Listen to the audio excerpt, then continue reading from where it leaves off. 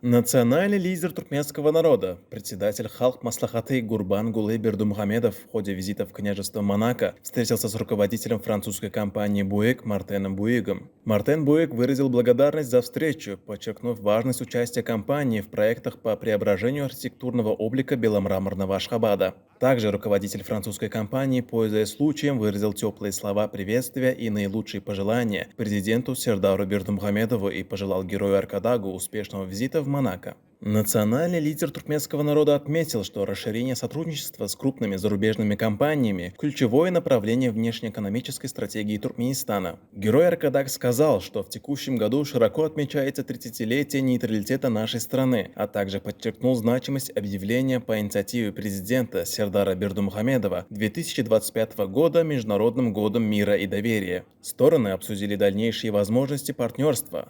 Мартен Буик подтвердил стремление укреплять позиции на туркменском рынке, высоко оценив вклад героя Аркадага в реализацию проектов. Председатель Халк Маслахаты Гурбангулы Бердумухамедов подчеркнул важность инновационных технологий, экологической безопасности и качества строительства, выразив интерес к сотрудничеству в сфере цифровых систем. В завершении встречи бизнесмен выразил искреннюю признательность герою Аркадагу и главе государства Сердару Бердумухамедову за оказываемое компанией высокое доверие и заверил в готовности продолжать плодотворное сотрудничество.